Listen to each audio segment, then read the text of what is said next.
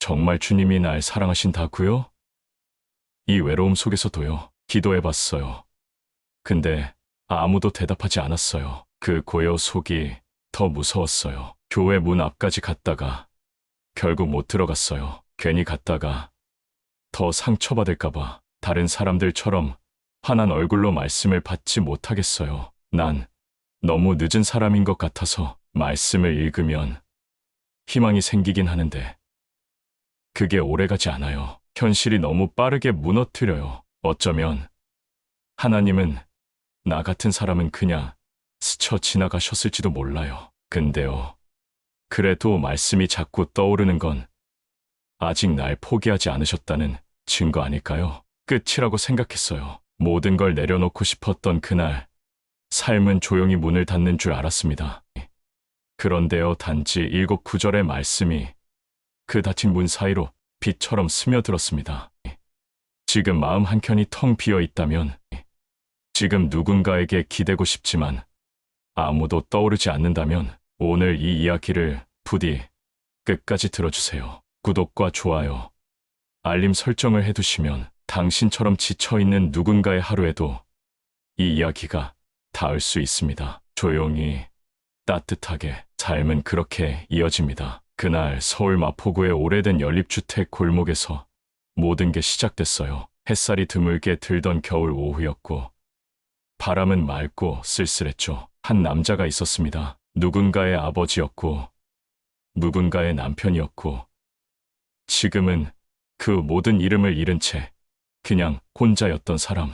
언제부턴가 아침에 눈을 떠도 무언가 기다리는 기분이 사라졌고 식탁 위엔 식지 않은 밥이 그대로 남아있곤 했어요. 전화벨이 울리는 건 대부분 보험이었고 문 앞을 두드리는 건 이웃집 택배뿐이었죠. 그렇게 조용하고 느리게 하루가 흘렀습니다. 그리고 더 이상 의미를 찾을 수 없던 날, 우연처럼 한 장의 종이를 받게 되었어요. 작은 엽서 한 장. 교회에서 누군가 정성스럽게 적은 글귀. 요한복음 1장 5절. 빛이 어둠에 비치되 어둠이 깨닫지 못하더라. 엽서를 들고 거실 창가에 앉아 있는데 햇빛이 비스듬히 손등을 비추더라고요. 그 말씀이 그 순간 그냥 말이 아니었어요. 살아 있었습니다. 그 빛이 지금도 여전히 여기를 비추고 있다는 걸, 어쩌면 내가 느끼지 못했을 뿐이라는 걸 처음으로 알았어요. 참 이상했죠. 그 말씀이 내 삶과 무슨 상관일까 생각하며 넘겼는데 그날 밤 그 문장이 자꾸 떠오르는 거예요. 불 꺼진 방 안에서 눈을 감아도 더 또렷하게, 혹시 아직 끝난 게 아닐지도 몰라. 그 작은 가능성이 마음 한 구석에 스며들었습니다. 그리고 그렇게 모든 게 다시 시작됐어요. 이름은 김도현 씨. 서울 마포구의 오래된 연립주택 3층.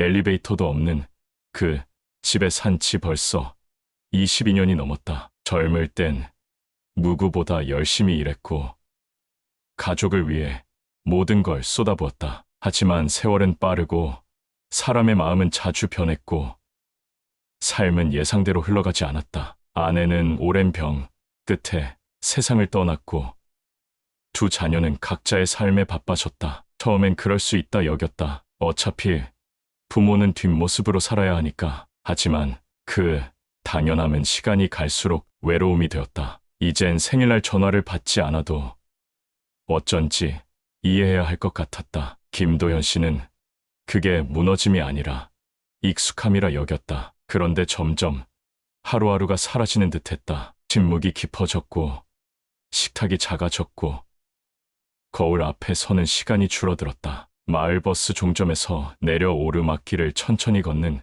그 발걸음은 점점 무거워졌다. 주머니에선 늘 같은 사진 한 장이 만져졌다. 젊은 시절 아내와 함께 갔던 동해 바다 앞에서 찍은 흑백 사진. 웃고 있었지만 지금은 그 웃음이 왜 그렇게 애틋해 보이는지 모르겠다고 생각했다. 주일마다 종소리가 들려도 교회와는 오래전 멀어졌다. 믿음이라는 단어는 너무 반짝거려서 차마 손에 쥘 수 없는 보석 같았고 말씀은 언젠가부터 남의 이야기가 되었다. 그렇기에 엽서 속 말씀은 더 낯설었다. 빛이 어둠에 비치되 어둠이 깨닫지 못하더라. 마치 누군가 자신의 마음을 훤히 꿰뚫어 본 듯한 말. 설명할 수는 없지만 그 짧은 구절 하나가 무언가를 건드렸다. 그렇게 오래된 성경책을 꺼내 들게 됐다. 책장 깊숙이 박혀있던 낡은 성경은 먼지투성이었지만 그 안에 담긴 말씀은 시간이 멈춘 듯 선명했다. 왼손으로 천천히 페이지를 넘기며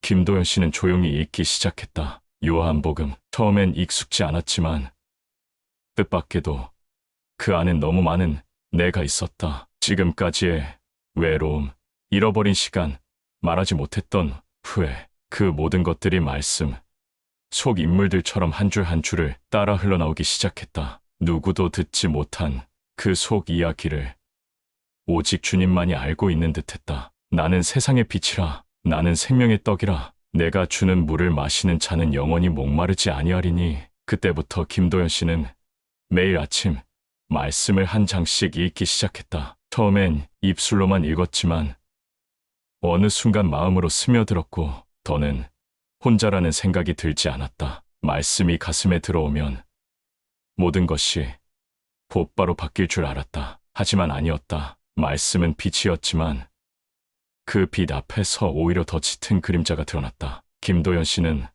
하루에도 수없이 갈팡질팡했다. 하나님이 세상을 이처럼 사랑하사 독생자를 주셨으니. 요한복음 3장 16절. 눈으로는 읽었지만 마음으로는 받아들이기 힘들었다. 사랑이라는 단어는 너무 오랫동안 자신과는 상관없는 말이었다. 지금껏 삶을 성실히 살아왔지만 돌아오는 건 외로움뿐이었다. 가족은 곁에 없고 친구도 하나둘 떠났고 자식들마저도 다음에 갈게요, 아버지라는 말만 남긴 채 바쁘게 흘러갔다. 그럴수록 말씀은 더 깊이 찔러왔다. 당신은 이미 하늘의 가장 큰 사랑을 받은 존재다. 그 문장이 자꾸 머리를 맴돌았다. 하지만 마음속에선 끊임없이 속삭였다. 정말일까?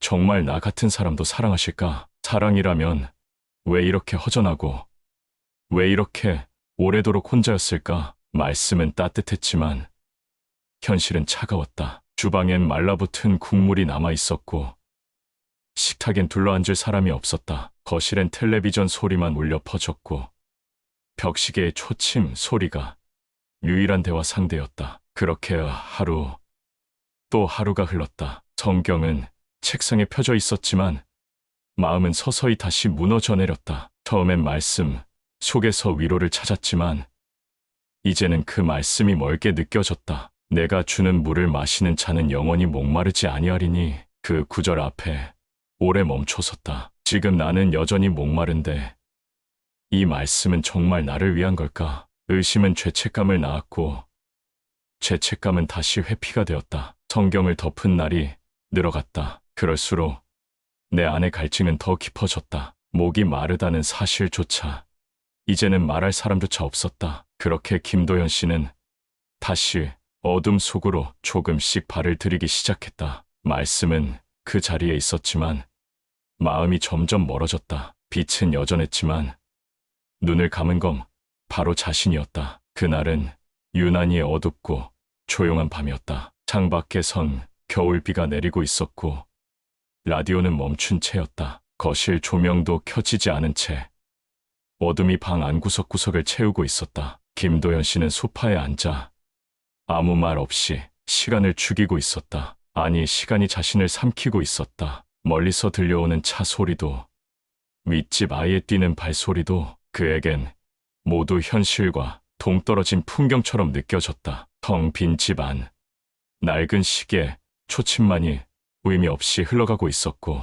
자신이 살아있는 건지 아니면 단지 남아있는 건지조차 구분되지 않았다. 며칠 전엔 잠들기 전 왜 이렇게까지 살아야 하나는 생각이 스쳐갔다. 손에 쥔 약통을 바라보던 그 순간 문득 그 말씀이 떠올랐다. 나는 생명의 떡이니. 예수님이 하셨다는 그 말씀이었다. 하지만 그 말이 그 순간엔 도리어 아프게 다가왔다. 생명이라니, 이건 살아있는 건가? 살고 싶지도 않은데 먹이겠다는 그 말씀이 지금 나에게 무슨 의미가 있지? 그렇게 말씀이 위로가 아니라 질문이 되었고 질문은 다시 벽처럼 앞을 막아섰다. 기억은 아프고 지금은 외롭고 미래는 막막했다. 그 안에서 도연 씨는 점점 더 자신을 향해 마음을 닫아갔다. 식탁 위엔 펴지 않은 성경책이 며칠째 그대로였다. 말씀을 펼 생각조차 들지 않았다. 믿는다고 해서 달라지는 게 뭐지? 오히려 더 외로워지는 것 같은데. 그리고 결정적으로 자식에게 보낸 문자 한 통이 읽고도 답장이 없던 날, 그는 결국 모든 걸 덮어버리기로 마음먹었다. 말씀도, 기도도, 그리고 기다림도. 그 순간 조용히 머릿속에 메아리처럼 울린 한 문장. 나는 세상의 빛이니 나를 따르는 자는 어둠에 다니지 아니하리라. 그 말이 어찌나 선명하던지 숨을 잠시 멈췄다. 빛이란 게 정말 있다면 왜 나는 이토록 어둠 속에 있는 걸까? 그 말씀이 다시 마음에 박혀 들어왔다. 그러나 그 박힘은 위로가 아니라 아픔이었다. 그 말씀에 닿을 수 없다는 스스로에 대한 절망감이었다. 그렇게 김도연 씨는 다시 어둠의 한가운데로 걸어 들어가고 있었다. 눈을 감고 마음을 닫고 그저 시간만 보내며 말씀이 시작되었던 자리에서 다시 깊은 침묵 속으로 들어가고 있었다. 겨울이 끝나갈 무렵이었다. 창밖으로 불어오는 바람 끝에 묘한 기운이 감돌았다. 조용한 오후, 김도연 씨는 늘 그렇듯 혼자 집 안을 정리하고 있었다. 며칠째 손대지 못한 먼지를 닦아내다 문득 책장 아래 낡은 상자를 꺼냈다. 그 안에는 오래된 엽서며 수첩, 그리고 누렇게 바랜 사진 몇 장이 섞여 있었다. 그중 하나, 주름진 손끝에 걸린 하얀 쪽지가 눈에 들어왔다. 몇 달 전 교회에서 받은 그 엽서였다. 처음으로 요한복음 1장 5절의 말씀이 마음에 박혔던 바로 그 종이. 무심코 쥐어본 그 엽서는 아직도 따뜻한 체온을 품은 듯했다. 그리고 다시금 마음 깊은 곳에서 무언가가 스멀스멀 올라왔다. 그동안 덮어두었던 성경책을 천천히 펼쳤다. 먼지 냄새가 코를 스쳤지만 그 안의 문장은 여전히 선명했다. 너희는 마음에 근심하지 말라. 하나님을 믿으니 또 나를 믿으라. 요한복음 14장 1절. 그 말씀이 전과는 다르게 다가왔다. 한 줄기 위로처럼, 낮은 속삭임처럼. 그 말씀 앞에 잠시 멈춰섰다. 괜찮다는 말은 듣기 싫었지만 믿으라는 말엔 어쩐지 다시 붙잡히는 기분이었다. 오랜만에 숨을 깊이 들이마셨다. 바닥까지 내려간 감정이 서서히 들려 올려지는 것 같았다. 그날 밤 도연 씨는 몇 달 만에 불을 끄지 않은 채 잠에 들었다. 성경책은 다시 침대 머리맡에 놓였고 라디오에선 잔잔한 찬송가가 흘러나오고 있었다. 아무도 없던 방 안, 말씀 하나가 조용히 마음을 감싸 안고 있었다. 그리고 며칠 뒤 교회에서 전도사에게 연락이 왔다. 그가 보낸 엽서에 감사 인사를 전하고 싶다는 작은 문구가 있었다. 도연 씨는 망설였지만 그 연락에 짧게 답장을 보냈다. 감사합니다. 말씀 다시 펼쳐보게 됐습니다. 그 답장은 작았지만 마음속에 큰 울림을 남겼다. 누군가 여전히 자신을 기억하고 있었고 무언가가 아직 끝나지 않았다는 걸 느낄 수 있었다. 그리고 그날 새벽 도연 씨는 다시 성경을 펼쳤다. 이번엔 머뭇거리지 않았다. 요한복음 4장 14절. 내가 주는 물을 마시는 자는 영원히 목마르지 아니하리니. 그 말씀이 가슴속에서 울렸다. 세상이 주는 위로는 잠깐이지만 주님의 위로는 영원하다는 그 진실이 이제는 조금씩, 아주 조금씩 스며들기 시작했다. 내가 그 물을 마시지 못한 것이 아니라 마시지 않기로 마음을 닫아두었던 거였다. 그리고 이제 다시 입을 열어 마셔야 한다는 것을 느낄 수 있었다. 봄이 오고 있었다. 창밖에 나뭇가지엔 어린 연두빛 싹이 올라오고 오랜만에 열린 창문 사이로 바람이 살며시 들어왔다. 하지만 계절이 바뀌었다고 해서 마음까지 따뜻해지는 건 아니었다. 말씀을 다시 펼쳤지만 마음은 여전히 조심스러웠다. 말씀의 위로는 분명 존재했지만 현실의 외로움은 사라지지 않았다. 고요한 밤이면 여전히 공허가 찾아왔고 잊고 있었던 죄책감, 미움, 미련 같은 감정들이 틈틈이 올라왔다. 그날은 주일이었다. 오랜만에 예배당 문을 향해 걸음을 옮겨보았다. 마을 버스를 타고 교회 앞 정류장에 내린 순간 손발이 얼어붙은 듯 움직이지 않았다. 건물 안으로 들어가는 그 작은 용기가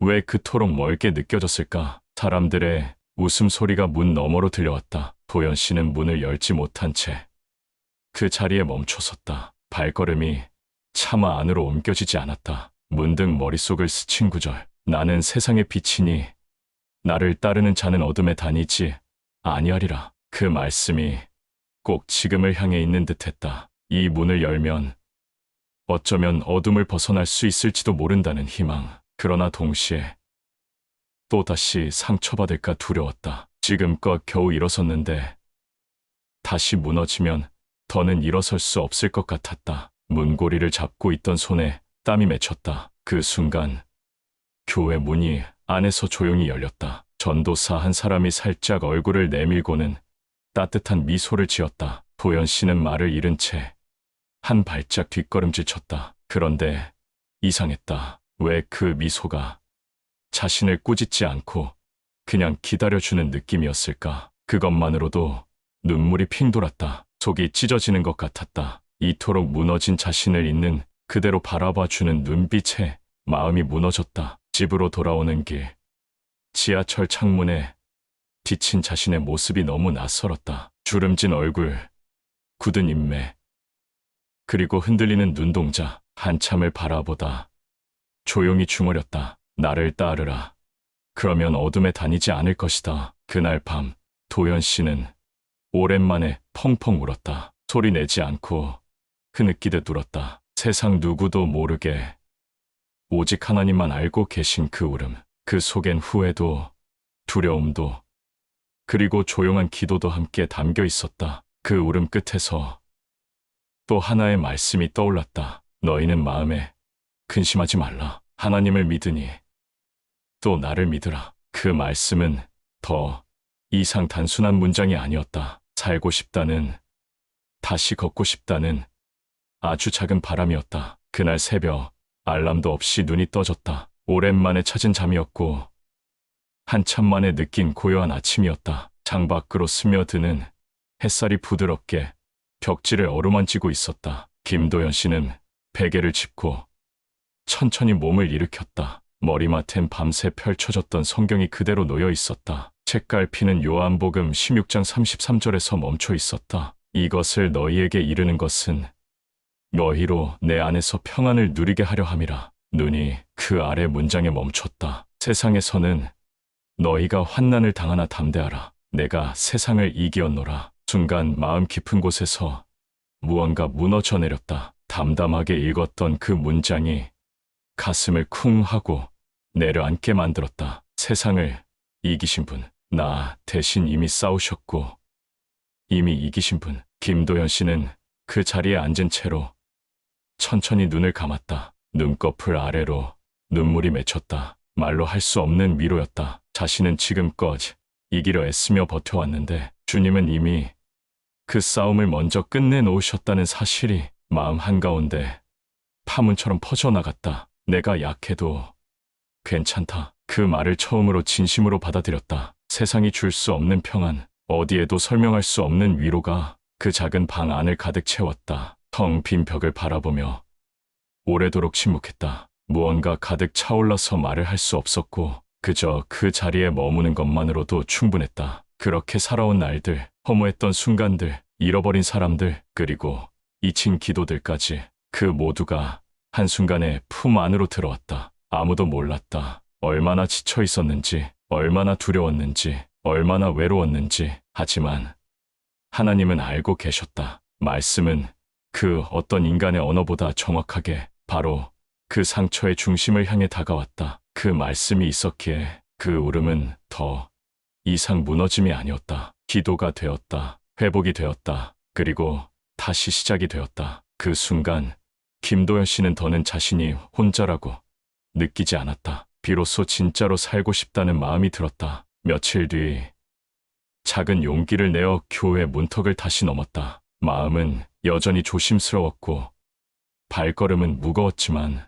이번엔 돌아서지 않았다. 예배당 문을 밀고 들어서자 은은한 햇살이 스테인드 글라스를 통해 퍼지고 있었고 그 아래 놓인 나무, 의자들이 조용히 사람들을 기다리고 있었다. 사람들 사이에 조심스럽게 앉은 김도연 씨는 아무 말도 하지 않고 그저 찬송가 소리를 따라 마음을 열기 시작했다. 눈물이 나올까봐 고개를 숙인 채 찬송을 듣고 있을 때 작은 손길이 어깨에 닿았다. 그 손길은 다정했고 무언의 위로를 품고 있었다. 돌아보니 지난번 문을 열어주었던 전도사의 미소가 거기에 있었다. 그 순간 긴 시간 동안 닫혀있던 마음의 문이 조용히 그러나 확실하게 열리는 것을 느꼈다. 예배가 시작되었고 오늘의 본문이 낭독되었다. 요한복음 6장 35절 나는 생명의 떡이니 말씀은 마치 오랫동안 준비된 초대장처럼 도연 씨의 마음에 파고들었다.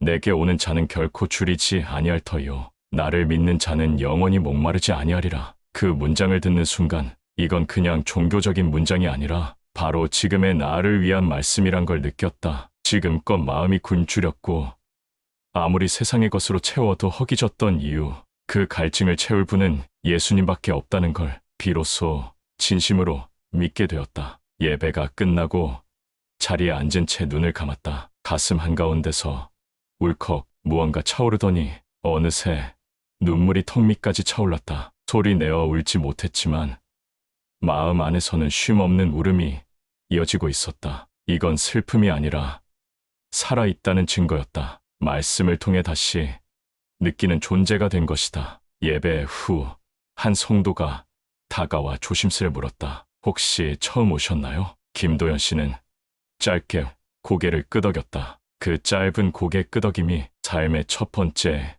응답이자 결단이었다. 그날 밤 집으로 돌아와 성경책을 가슴에 안은 채로 잠이 들었다. 이제는 단지 위로받기 위해 말씀이 필요한 게 아니라 살기 위해 계속해서 걸어가기 위해 말씀이 필요한 사람이 되었다. 말씀과 함께한 날들이 하나둘 쌓여가자 김도현 씨의 일상에도 작은 변화들이 시작되었다. 처음엔 익숙한 외로움 속에 여전히 같은 집, 같은 식탁, 같은 창밖이었지만 마음은 달랐다. 말씀이 머무는 마음은 하루하루를 조금 더 견디게 만들었다. 아침마다 커튼을 열고 햇살을 마주하는 것이 이제는 의무가 아닌 은혜가 되었고 오랜만에 마주한 자신의 얼굴 앞에서도 비난이 아닌 연민과 용서를 느낄 수 있었다. 나는 세상의 빛이라. 그 말씀이 어느새 도연 씨의 하루를 이끄는 등불이 되었다. 무작정 걷던 길에서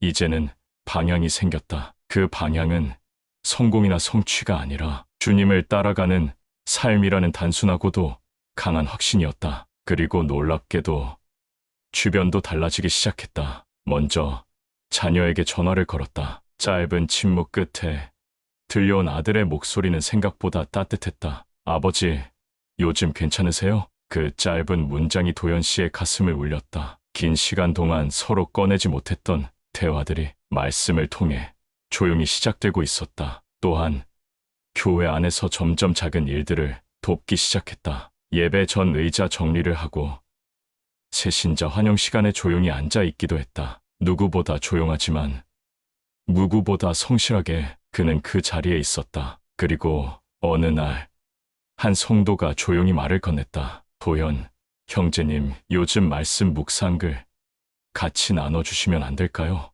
예전 같으면 상상도 못할 부탁이었다. 하지만 도연 씨는 망설임 없이 고개를 끄덕였다. 자신의 아픔을 통해 누군가에게 위로가 된다면 그것은 이제 보통이 아닌 은혜일 것이다. 삶의 무게가 여전히 존재하지만 이제 그 무게는 짐이 아니라 목적이 되었다. 그리고 무엇보다 중요한 변화는 자신을 바라보는 눈빛이었다. 예전엔 죄인처럼 실패자처럼 스스로를 숨기며 차았다. 하지만 지금은 예수님의 눈으로 자신을 바라보기 시작했다. 사랑받은 존재, 기억된 존재, 끝까지 붙들린 존재. 그 사실 하나만으로도 다시 살아갈 이유는 충분했다. 말씀은 여전히 매일 읽히고 있었고 기도는 아직 서툴지만 조금씩 길어지고 있었다. 자주 울기도 했고 때로는 이유 없이 웃기도 했다. 무엇보다 다시 사람 속으로 들어가고 있었다. 김도연 씨는 그렇게 빛 가운데로 천천히 걸어 나오고 있었다. 그로부터 몇 달이 흘렀다. 계절은 여름을 지나 가을로 향했고 김도현 씨의 삶도 이전과는 전혀 다른 결을 따라 흘러가고 있었다. 여전히 혼자였고 여전히 고요한 집 안에서 아침을 맞았지만 그 안의 마음은 더 이상 공허하지 않았다. 이제는 매일 말씀을 펼치며 하루를 시작했다. 그날의 감정이 어떻든 날씨가 흐리든 맑든 말씀이 삶의 중심이 되어 있었다. 빛이 어둠에 빛이 돼 어둠이 깨닫지 못하더라. 이제 이 구절은 단지 종이 위의 문장이 아니라 자신의 과거를 품은 고백이었다. 하나님이 세상을 이처럼 사랑하사 그 사랑이 결국 자신을 살려냈다. 누군가를 위한 말씀이 아니라 정말 나를 위한 말씀이었음을 인정하게 된 시간들. 그렇게 김도연 씨는 이제 매주 교회에서 새신자에게 손을 내밀었다. 말없이 어깨를 토닥이고 함께 찬송가를 넘겨주는 그 손길은 누군가에게 또 다른 빛이 되었다. 삶은 여전히 간단하지 않았다. 몸은 여전히 예전 같지 않았고 외로움은 가끔 찾아왔다. 하지만 더 이상 그 어둠이 마음을 삼키지 못했다. 왜냐하면 이제 그는 빛이 존재함을 알고 있었기 때문이다. 세상에서는 너희가 환난을 당하나 담대하라. 내가 세상을 이기었노라. 그 말씀은 이제 그의 매일을 지탱하는 뿌리였다. 문득문득 무너질 것 같은 순간에도 그 구절 하나면 다시 일어날 수 있었다. 그리고 그는 깨달았다. 예수님은 내 마음이 다 준비되기를 기다리신 것이 아니라 내가 무너져 있는 그 순간에도 이미 곁에 계셨다는 걸. 아니, 어쩌면 가장 깊은 어둠 속일수록 더 가까이 다가와 계셨다는 걸.